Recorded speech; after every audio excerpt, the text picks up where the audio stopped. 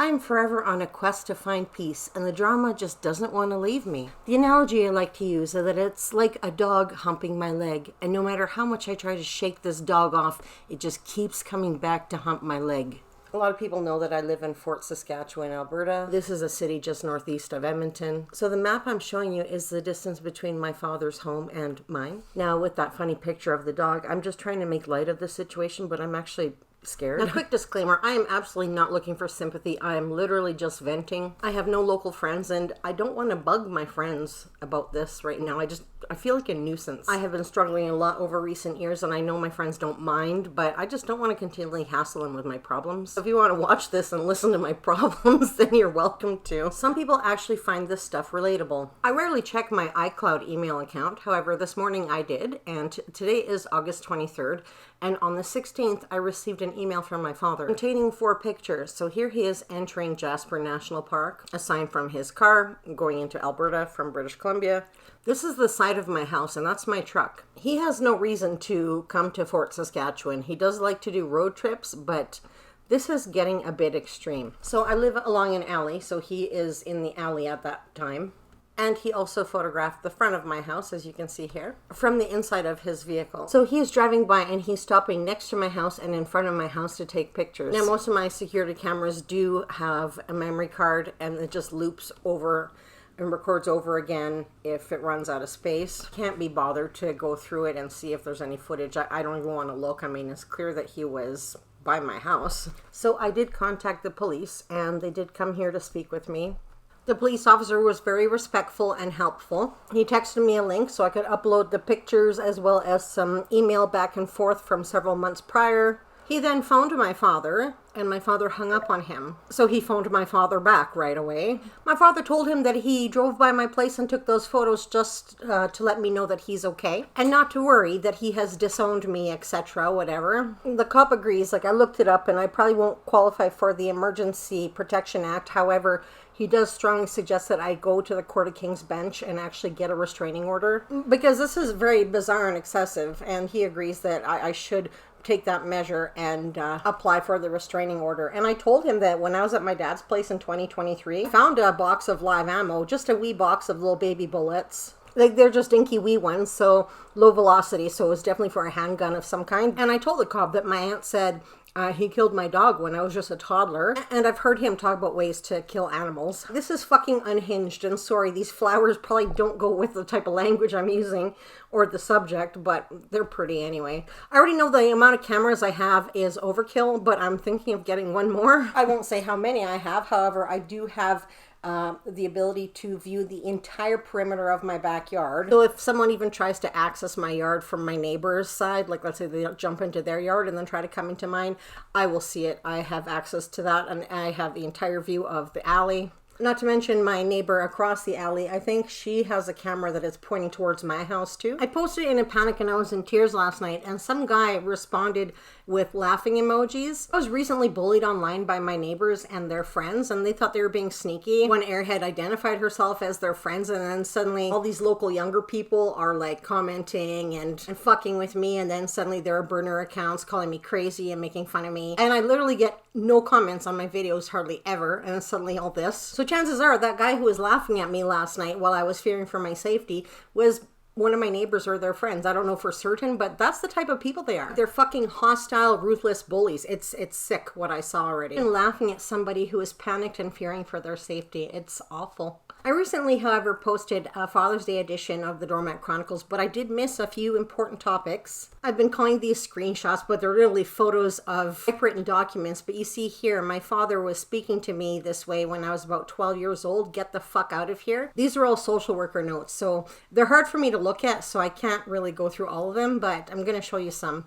And here you can see my father was calling me a stupid foster child. He was also calling me dummy and retarded. He mentioned in the other episode that I thought I was too stupid to attend a regular high school until I decided to in grade 12. I thought I'd give it a try. And yeah, I graduated late. You can never minimize verbal abuse. I was speaking to a woman who recently said she was her daughter was being verbally abused by her father.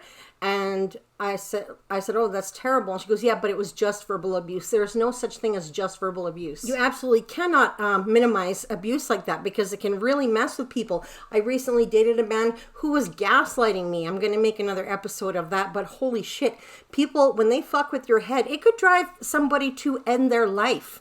Verbal abuse is extremely serious. This is nearing the time where I mentioned that I did end up running away from the foster homes, and I moved out on my own eventually. So I think this might have been right before that.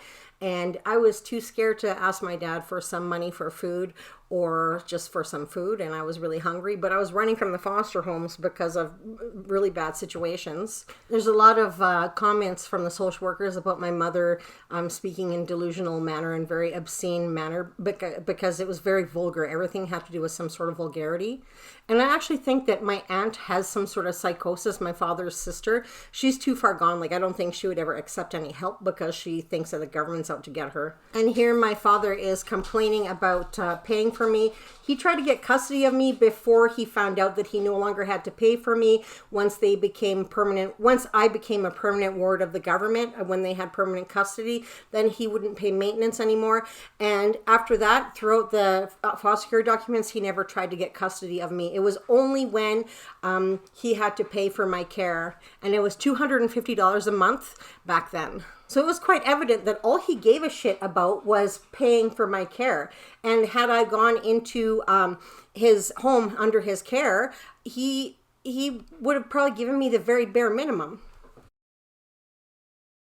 So Midway is the name of a temporary group home. I guess I was still 12 years old here because I turned 13 in November. This is how my father would treat me as a child, and he would speak to me so terribly, and I believed everything he said. I absolutely believed everything.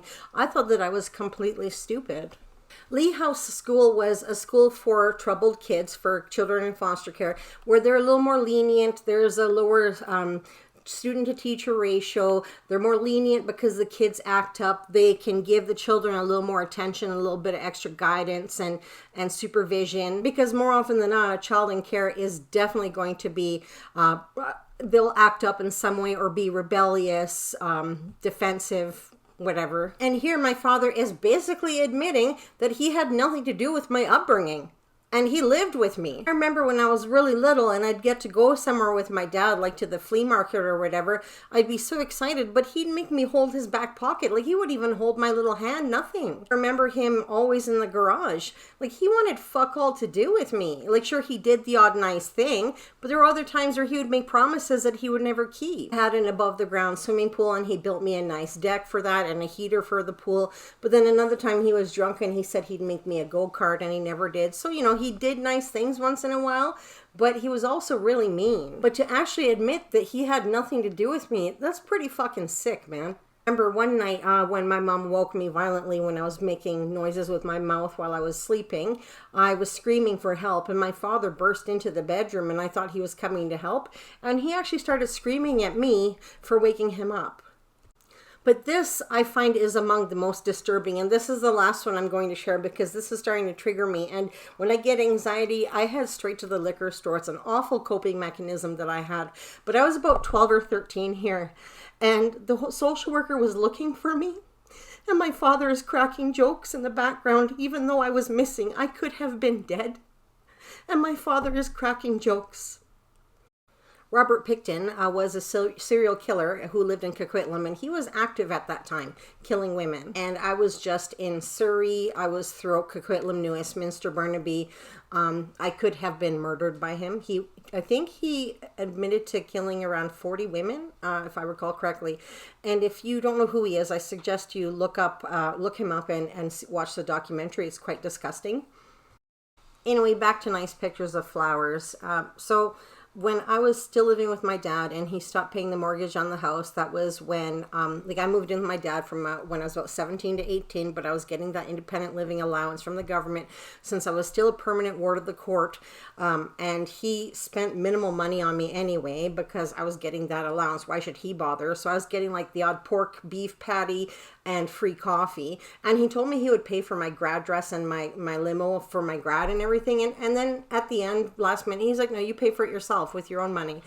And I ended up not even going to grad. I never had one. But like I said, he was working full-time at that steel fabricating company and then part-time every night at the Polax steel place. And the part-time every evening, that job he wasn't paying taxes on. And then he stopped paying the mortgage and he would sit at the kitchen table and he'd lick his thumb with this fucking smug grin on his face and count all this cash that he was saving right in front of me. But another huge thing of how mean he is, that alludes to how mean he is and how cruel he is. When my mom went to the hospital to die, people know, like, I had mixed feelings about my mother because she had psychosis. I was in care, obviously. I made the mistake of allowing her to live with me, and it was very detrimental to my mental health. So part of it was a relief. I was really, really struggling to process all of this. So at that time, when my mom went to the hospital to die, like, she was still my mom, and I was, of course, sad about it. It was within that week, my dishwasher broke, and I went to buy a new one. And my father, he wants the attention for himself. So he demands that I return that dishwasher because I'm a pig. I should be washing dishes by hand. And he starts calling me names and he becomes very aggressive and abusive and demands that I return that dishwasher that I bought with my own money. He also told me that my mother has gone to the hospital and will not be coming back, so I must get rid of my dogs as well.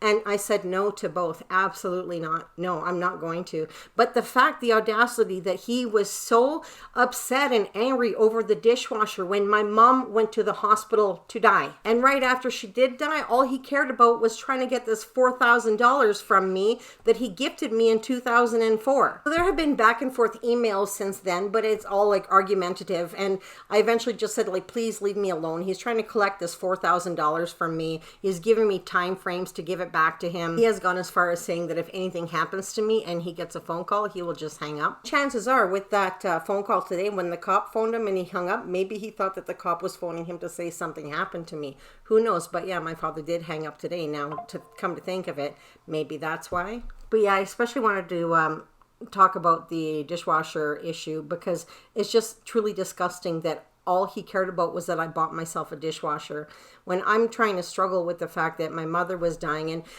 I wasn't like going to be on top of doing my dishes when I'm struggling. I was dating a very abusive man as well, who only cared about my weight, what I ate, the one who named me Miss Piggy. Did I diet? Did I exercise that day? Did I do the intermittent fasting? What did I eat? I have to make a whole new episode about him because I forgot to mention about the gaslighting.